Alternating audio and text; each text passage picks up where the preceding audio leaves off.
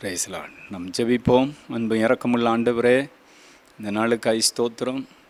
இந்த ப்ரோக்ராமை நீர் எங்களுக்கு ஆசீர்வதித்து தாரும்.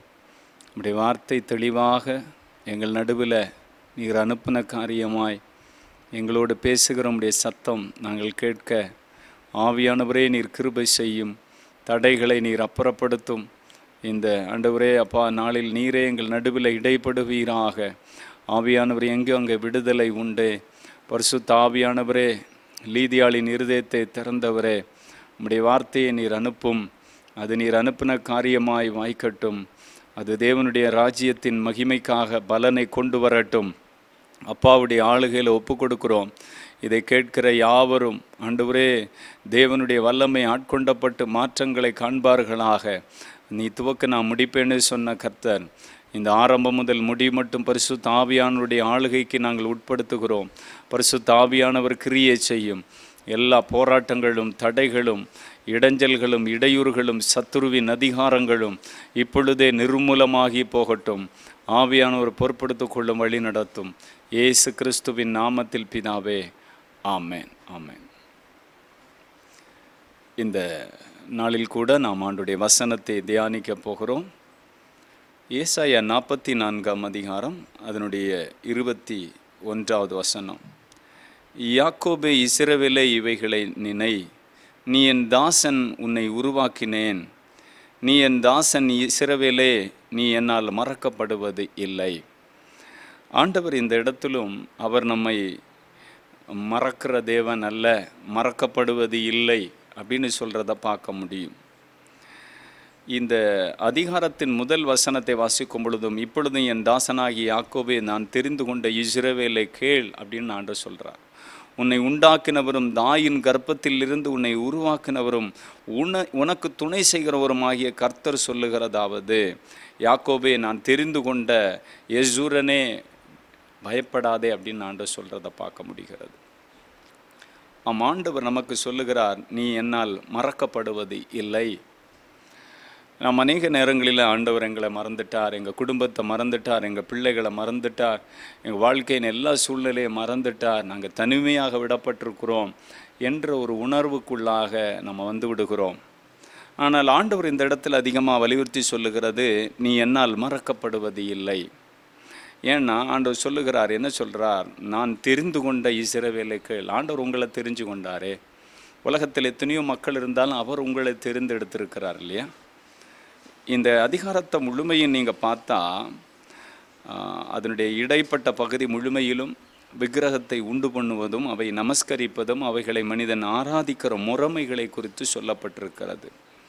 நம்மை உண்டாக்கினவர் நம்மை பார்த்து சொல்லுகிறார், நம்மை உருவாக்கினவர், இப்பொழுதும் என் தாசனாகி யாக்கோபே, தெரிந்து கொண்ட இஸ்ரவேலைக்குள் உன்னை உண்டாக்கினவரும், நம்ம எல்லாம் உருவாக்கினவர், ஆதி பெற்றோரை உருவாக்கினவர், அதிலிருந்து சந்ததிகளை வர செய்தவர்.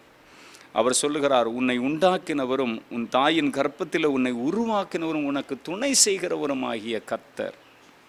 அவர் நமக்கு துணையாக நிற்கிற கர்த்தர்.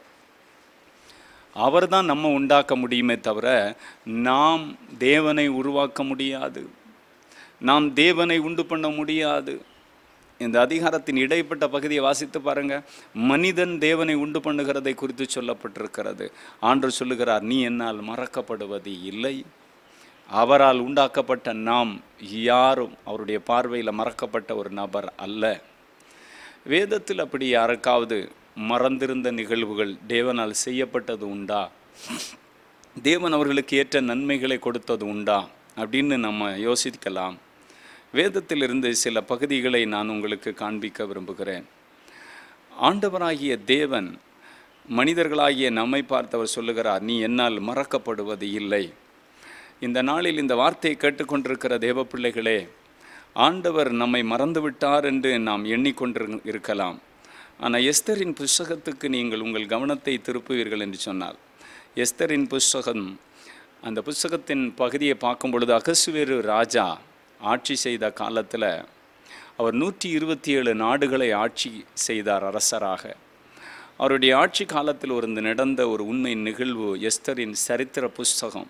அது ஹிஸ்டோரிக்கல் இதில் எழுதப்பட்டிருக்கிறது. ஹிஸ்டரி இந்த எஸ்தரின் சரித்திர புஸ்தகத்தில் நாம் வாசிக்கும் பொழுது அதனுடைய 2வது அதிகாரத்தில் நம்ம வாசிக்க முடியும். அந்த 2ஆம் அதிகாரத்தில் அதனுடைய 21வது வசனத்தை நான் வாசிக்கிறேன். அந்த நாட்களில் மிருதகாய் ராஜாவின் அரண்மனை வாசலிலே உட்கார்ந்திருக்கிற போது வாசல் காக்கிற ராஜாவின் 2 பிரதானிகள், இந்த 2 பிரதானிகள் என்ன செய்கிறாங்கன்னா, ராஜாவுக்கு விரோதமாய் அவரை கொலை செய்ய, அவர் மேலே கை போட அவர்கள் தந்திரமான உபாயங்களை செய்கிறார்கள். இங்கே வாசலை காக்கிற ஒரு வேலையை மிருதகாய் என்ற மனிதர் செய்து வருகிறார். இந்த மிருதகாய் வாசலை காக்கிற ஒரு வேலையை செய்து வருகிற சூழ்நிலையில் அவருக்கு இந்த தகவல் வருகிறது. அவர் எஸ்தருக்கு அறிவித்து அது ராஜாவுக்கு அறிவிக்கப்படுகிறது. இந்த காரியத்தை மிருதகாய் தெரிவித்ததினாலே அவள் அதை ராஜாவினிடத்தில் அவள் கூறுகிறத பார்க்க முடியும். அந்த 23வது வசனத்தில் அந்த காரியம் விசாரிக்கப்படுகிற போது அது மெய் என்று காணப்பட்டு, ஆகையால் அவர்கள் இருவரும் மரத்திலே தூக்கப்பட்டார்கள். இது ராஜாவின் சமூகத்தில் நாளாகம புஸ்தகத்தில் அது எழுதப்பட்டிருக்கிறது. அங்கே நாளாகம புஸ்தகத்தில் இந்த சம்பவம் எழுதப்பட்டது. ராஜாவின் காலத்தில் மிருதகாய் வாய்க்காவலனாக இருக்கும் பொழுது அங்கே பொறுப்பில் இருந்த 2 பேர் ராஜாவுக்கு விரோதமாக அவங்க திட்டங்களை அவர் மேல் கை போட அவர்களை அழிக்கும்படி அவங்க திட்டம் தீட்டின காரியம் இவரால் ஒரு நன்மை செய்யப்பட்டு இவர் அந்த இடத்துல இருக்கிறத நம்ம பார்க்க முடியும். ஆனால் இந்த ராஜா அவருக்கு எந்த நன்மையுமே செய்யலை.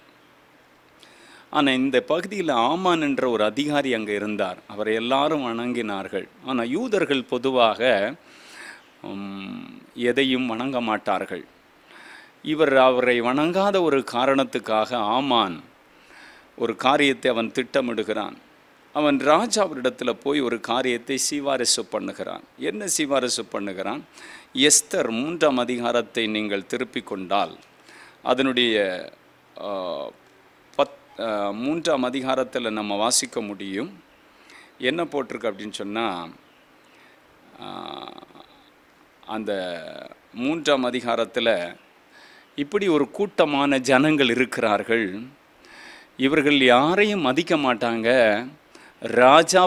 ராஜாவையும் மதிக்க மாட்டாங்க, ராஜாவுடைய சட்டத்தை மதிக்க மாட்டாங்க. அப்படிப்பட்ட கூட்டத்தை நம்ம வைக்கக்கூடாது, அழிச்சிடணும் அப்படின்னு சொல்லி ராஜாவிடத்தில் போய் பேசி ராஜாவுடைய முத்திரை மோதிரத்தினால அது ஒரு சட்டமாக்கப்படுகிறது. இந்த சட்டமாக்கப்பட்டு அது அந்த நாட்களில் இருந்த அந்த தேவ பிள்ளைகளை அழிக்கும்படியான ஒரு சட்டமாக அது வருகிறதை நாம் பார்க்க முடியும். அதனுடைய 9, 10 ஆகிய வசனத்தை நாம் வாசிக்கும் பொழுது 8வது வசனத்தில் வாசிக்கும் பொழுது, அப்பொழுது ஆமான் அகஸ்வேரு ராஜாவை நோக்கி, உம்முடைய ராஜ்யத்தில் சகல நாடுகளிலும் உள்ள ஜனங்களுக்குள்ளே ஒரு விதமான ஜனங்கள் சிதறுண்டு இருக்கிறார்கள். அவருடைய வழக்கம் சகல ஜனங்களுடைய வழக்கங்களுக்கு விகற்பமாயிருக்கிறது. அவர்கள் ராஜாவின் சட்டங்களை கைக்கொள்ளுகிறது இல்லை. ஆகையால் அவர்களை இப்படியே விட்டிருக்கிறது ராஜாவுக்கு நியாயமல்ல. ராஜாவுக்கு சம்மதியானால் அவர்களை அழிக்க வேண்டும் என்று எழுதி அனுப்பி அவன் அந்த காரியத்தை செய்கிறான். இப்போது இதை அழிக்கும்படி ராஜாவும் முத்திரை மோதிரத்தினால இந்த ஜனம் ராஜாவை மதிக்கலை. காரணம் இவங்க ஆமானை வணங்காத ஒரு காரணம், ஆமானை ஒரு மரியாதை செய்யாத காரணத்துக்காக இந்த முழு யூத குலத்துக்கும் பிசாசு ஒரு பெரிய திட்டத்தை தீட்டுகிறான், எல்லாரையும் அழிக்கணும்னு சொல்லி. ஆனால் இப்படி ஒரு பக்கம் இந்த சூழ்நிலை போய் சட்டம் ஏற்றப்பட்டு இப்போது இந்த மிருதகாய்க்கும் அந்த குலமான மக்களுக்கும் ஒரு பெரிய ஆபத்து வருகிறது. இந்த செய்தி யாருக்கு கேள்விப்படுகிறது? மிருதகாய்க்கு கேள்விப்படுகிறது. இந்த சூழ்நிலையில் தான் ஆண்டவர் ராஜாவுக்கு தூக்கம் வராமல் ஒரு இரவை கலைக்கிறார். அவனுக்கு தூக்கம் வராமல் இருக்கிறது, அவனுக்கு நித்திரை இல்லை. அந்த சூழ்நிலையில் அவன் சொல்லுகிறான், நடபடிகள் புஸ்தகத்தை எடுத்து வாசிக்கணும் அப்படின்னு சொல்லி அவங்க வாசிக்கும் பொழுது இங்கே அவன் செய்த நன்மைக்கு பதிலாக ராஜா எதையும் செய்யவில்லை என்ற ஒரு செய்தி வருகிறது. இதை கேட்டதும் ராஜா ஆமானை கூப்பிட்டு சொல்கிறாரு, ஆமானே இங்கே வா, ராஜா கனம் பண்ணுற மனுஷனுக்கு என்னென்ன செய்யணும்னு நீ விரும்புகிற அப்படின்னு கேட்கும் பொழுது அவன் நினைக்கிறான், என்னை தவிர ராஜா யாரை கனம் பண்ண போகிறாரு, நான் தானே உயர் பதவியில் இருக்கிறேன் அப்படின்னு சொல்லி கொண்டு ராஜாவுடைய குதிரை, ராஜாவுடைய மோதிரம், பல காரியத்தை அவன் வரிசையாக சொல்கிறான். இந்த செய்தி எல்லாம் அவனுக்கு அது வருகிறதுன்னு சொல்லும் பொழுது, நீ இதை இப்போ வாசல் முற்றத்தில் இருக்கிற அந்த மனுஷனுக்கு போய் செய்யுன்னு சொல்லி ராஜா கட்டளையிடுகிறார். இப்போ இவன் போய் அவனுடைய மனைவி, அவனுடைய ஆலோசகர்கள் எல்லாரிடத்துல சொல்லும் பொழுது அவன் மிகவும் வேதனையோடு இந்த நிறைவேற்ற வேண்டிய கட்டாயத்துக்குள்ளாக தள்ளப்படுகிறான். அவன் இன்னொரு சட்டம் ஏற்றி வச்சிருக்கிறான். என்ன சட்டம்? இந்த ஜனங்களை அழிக்கணுன்ற ஒரு சட்டத்துக்காக அவன் செயல்பட்டு கொண்டிருக்கும் பொழுது ஆண்டவர் இந்த இடத்துல மொர்தெகாய்க்கு அவன் மறக்கப்பட்டிருந்த ஆண்டவர் சொல்கிறார், நீ என்னால் மறக்கப்படுவது இல்லை. இந்த மொர்தெகாயை கர்த்தர் மறக்கலை. ராஜா சமூகத்தில் அவன் வேலையில் உண்மையாக இருந்து அவன் செய்த அந்த பலன் உனக்கு நிறைய நாளாக அதற்கு ராஜா எந்த பிரதிபலனும் செய்யலை. குறித்த நேரத்தில் கர்த்தர் ஞாபகப்படுத்துகிறார். எப்போ ஆமானை பிசாசை எழுப்பி இந்த மொர்தெகாயை அழிக்கணும்னு ஒரு சட்டத்தை ஏற்றி அவனுக்கு விரோதமாக ஒரு பெரிய சதியை செய்து அவனை கொன்று அழிக்கணும், அவமானப்படுத்தணும்னு நினைக்கிறானோ, அந்த ரைட் டைமில் ஆண்டவர் ராஜாவுடைய தூக்கத்தை கலைத்து அவனிடத்தில் அந்த நடபடி புஸ்தகத்தை வாசிக்க சொல்லி அதில் விட்டிருக்கிற காரியத்தை அவன் அறிந்து, ராஜா கனம் பண்ணுகிற மனுஷன் எப்படி இருக்கணும்னு ஆமான்கிட்ட கேட்டு, ஆமான் எனக்கு தான் இந்த கனம் வருகிறதுன்னு எதெல்லாம் சொன்னானோ அதையெல்லாம் ஆமானை கொண்டே இந்த தேவ மனுஷனுக்கு செய்கிறத நம்ம பார்க்க முடிகிறது. தேவ பிள்ளைகளே, தேவன் ஆனவர் நீங்கள் அவரால் மறக்கப்படுகிற ஒரு நபர் கிடையாது. அவர் யாரையும் மறக்கிற தேவன் அல்ல. ஆண்டவர் என்னை மறந்துட்டாருன்னு நம்ம நினச்சிட்டு இருக்கிறோம். ஆண்டவருடைய வசனம் சொல்லுகிறது, நீ என்னால் மறக்கப்படுவது இல்லை. அகஸ்வேரு ராஜாவின் காலத்தில் அவர் செய்த நன்மைக்கு தேவன் மறக்கலை. அவர் நன்மைக்கு ஏற்ற பலனை செய்கிற தேவன் என்பதை நாம் பார்க்க முடியும். ஆண்டவர் கிரியை செய்கிறவர். அந்த இடத்துல ஆண்டவர் அந்த அகஸ்வேரு ராஜாவின் காலத்தில் ஆண்டவர் மொர்தெகாயை கனம்படுத்தினார். எதிர்த்த ஆமானை கொண்டே அதை செய்யும்படி செய்தார். யூத குலத்துக்கு ஒரு பெரிய பாதுகாப்பை தேவன் கொடுத்து அவர்களை விடுதலையாக்கினதை நம்ம பார்க்க முடியும். தேவ பிள்ளைகளே, நீங்கள் அவரால் மறக்கப்படுகிற நபர்கள் அல்ல. அவர் நமக்காக யாவையும் செய்து முடிப்பார். அவர் மறந்திருந்ததையும் நினைவுபடுத்தி செய்ய வைக்கிற தேவன்.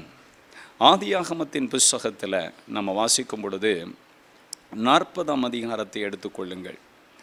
40ஆம் அதிகாரத்தில் 1 நான் வாசிக்கும் பொழுது யோசேப்பு என்ற தேவ மனுஷனை குறித்து நமக்கு தெரியும்.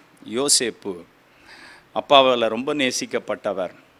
தன் சகோதரர்கள் எல்லாருமாக சேர்ந்து அவரை குழியில் போடுறாங்க, அவரை விற்கிறாங்க. அவர் போத்திபாருடைய வீட்டுக்கு கொண்டு போகப்படுகிறார். அங்கே அவர் உண்மையாக இருந்ததுனால, பாவத்துக்கு சம்மதியாமல் விலகி ஓடினதுனால அவர் ஜெயிலில் போகிறார். இப்போ ஜெயிலில் போயிருக்கும் பொழுது அங்கேயும் தேவன் யோசேப்போடு இருந்ததுனால அவருக்கு உயர் பதவிகள் கொடுக்கப்படுகிறது. அங்கே அவர் பதவியில் அவர் இருக்கும் பொழுது கூட இருக்கிற கைதிகள் எல்லாரையும் அவர் கண்காணிப்பில் ஒரு பொறுப்பில் வருகிறார். இந்த சூழ்நிலையில் ஆதியாகமம் 40ஆம் அதிகாரத்தில் வாசிக்கும் பொழுது அங்கே ராஜாவின் பானபாத்திரக்காரனும் இன்னொருத்தனும், இந்த 2 பேர் அங்கே ராஜாவின் தண்டனை பெற்று ஜெயிலில் இருக்கிறாங்க. இப்போ இவங்க 2 பேரும் 2 சொப்பனங்களை பார்க்குறாங்க. இவங்க சொப்பனங்களை பார்த்து இவங்களுக்கு அர்த்தம் தெரியாமல் இருக்கிறது. எல்லார்கிட்டையும் கேட்குறாங்க, யாரும் சொல்ல முடியலை. இவங்க யோசேப்பு கிட்ட போகும்பொழுது யோசேப்பு அந்த இடத்தில் இருக்கக்கூடிய பானபாத்திரக்காரன் சுயம்பு ஆகிய அவனுக்கு அவர் அர்த்தத்தை சொல்லுகிறார். அவர் சொல்கிறாரு, பாருங்க, ஒரு திராட்சை கொடியை பார்க்கிறதும் அது படருகிறதும் அது பழமாக இருக்கிறதும் அந்த மாதிரி அதனுடைய காரியத்தை அவர் சொல்ல சொல்ல இவர் அழகாக அர்த்தம் சொல்கிறார். இன்னும் 3 நாளைக்குள்ளே நீ ராஜா உன்னை உயர்த்தி அவருடைய பானபாத்திரக்காரனாக மாற்ற போகிறார் என்றும், இன்னொருத்தனுக்கு சொல்லும் பொழுது சொல்லுகிறார், நீ அந்த இடத்துல உன்னை தூக்கு மரத்தில் போட்டு 1000 பறவைகள் உன்னை கொன்று உன் உன் பிணத்தை அதை சாப்பிடணும்னு இந்த 2 பேருக்கு அவர் அர்த்தம் சொல்கிறார். இதன்படியே நடக்கிறது. ஆனால் அந்த சூழ்நிலையில் இந்த 40ஆம் அதிகாரம் அந்த அதிகாரம் 23 வசனம் முடிய நீங்கள் வாசித்து பார்த்தா இந்த சம்பவத்தை நீங்கள் வாசிக்க முடியும். இந்த 2 சம்பவமும் நடக்கிறது. ஒருவன் மரத்தில் தூக்கப்பட்டு அவன் உயர்த்தப்பட்டு அவன் வாழ்க்கை முடிவடைகிறது. இன்னொருவனுடைய வாழ்க்கை உயர்த்தப்பட்டு அவன் ராஜாவுடைய பானபாத்திரக்காரனாக மறுபடியும் வேலையில் அமர்த்தப்படுகிறான். யோசேப்பு அப்பொழுது ஒரு காரியத்தை சொல்கிறார், எப்பா நீ உயர்த்தப்பட்டு உயர்ந்த இடத்துக்கு போகும் பொழுது நீ என்னை மறந்துடாத, ராஜாவிடத்தில் நீ எனக்கு ஒரு சிபாரிசு பண்ணணும்.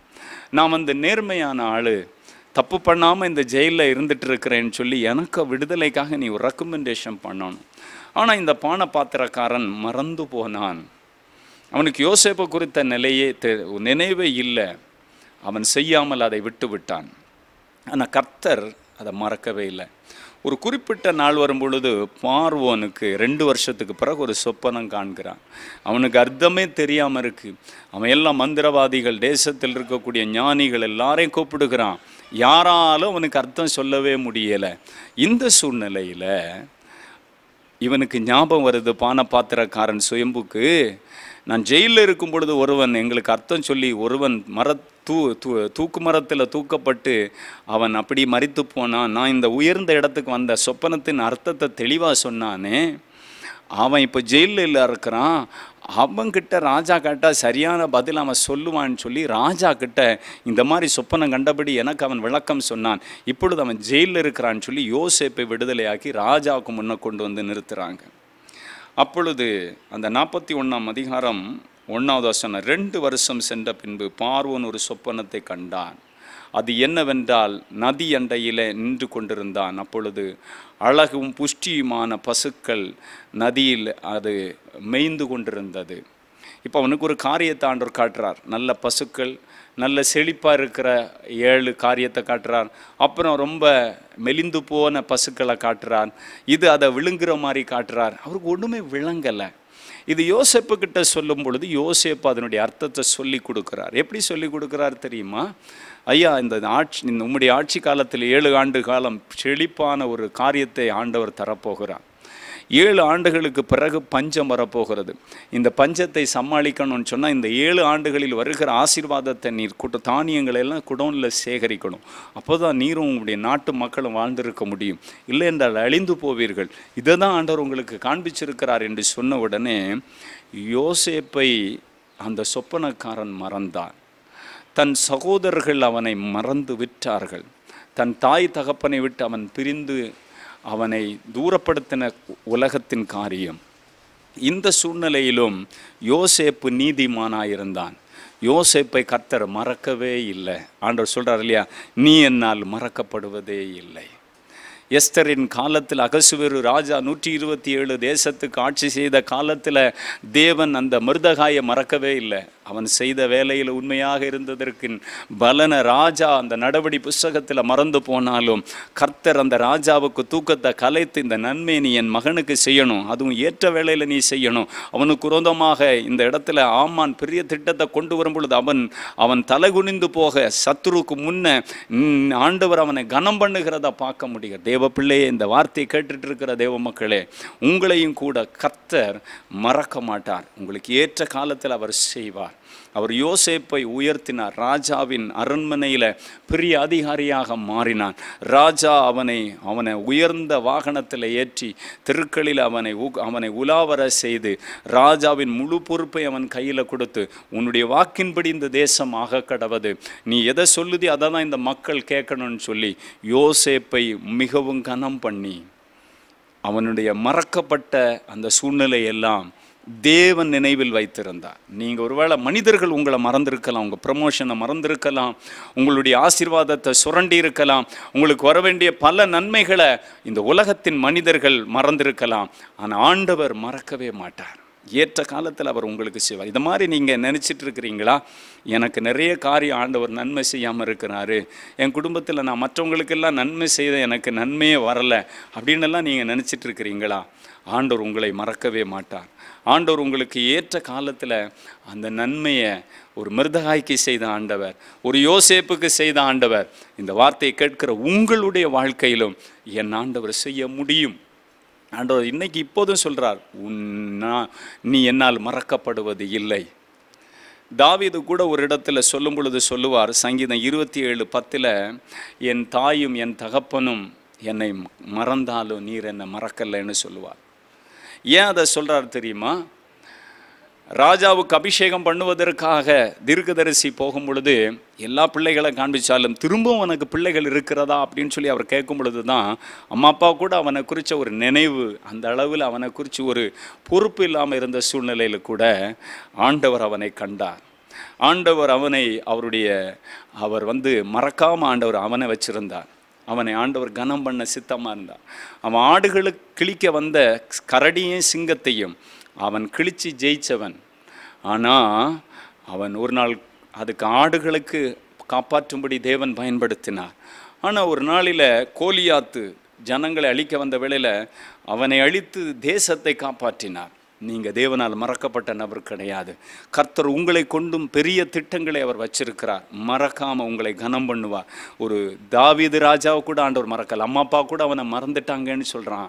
ஆனால் ஆண்டவர் அவனை மறக்காமல் அவனை இஸ்ரவேல் கோத்திரம் அனைத்துக்கும் ராஜாவாக தேவன் அவனை அபிஷேகம் பண்ணினார். தேடி அவன் வீட்டில் போய் தீர்க்கதரிசியை அனுப்பி அபிஷேகம் பண்ணினார்.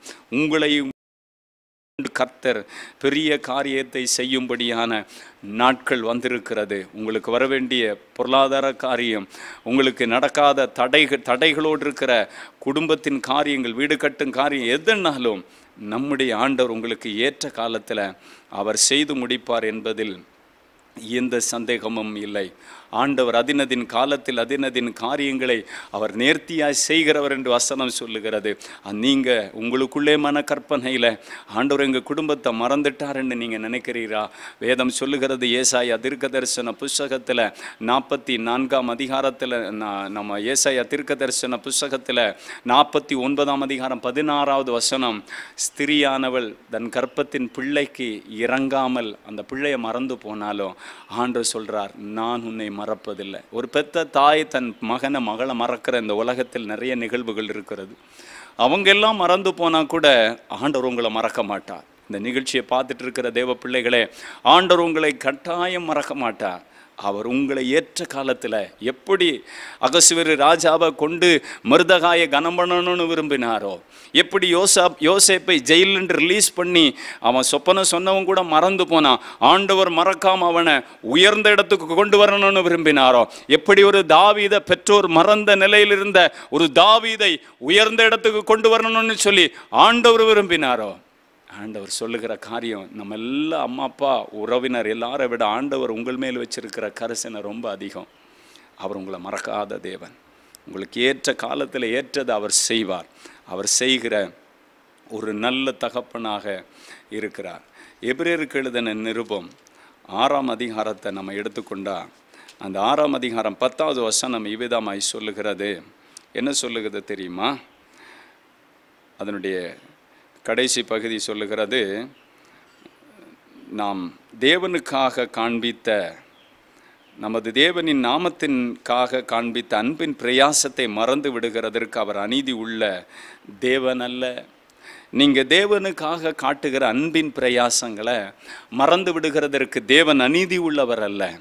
அவர் ஏற்ற வேளையில் செய்வார். அவர் ஏற்ற வேளையில் செய்வார். ஊழியங்களுக்கு நீங்கள் துணையாக இருக்கலாம், ஊழியங்களுக்காக நீங்கள் கொடுக்கலாம், ஊழியத்துக்காக கூட நின்று உழைக்கலாம், ஜெபிக்கலாம். ஆண்டவருக்காக நீங்கள் காண்பிக்கிற அன்பின் பிரயாசங்களை அவர் மறந்து விடுகிற தெய்வம் இல்லவே இல்லை.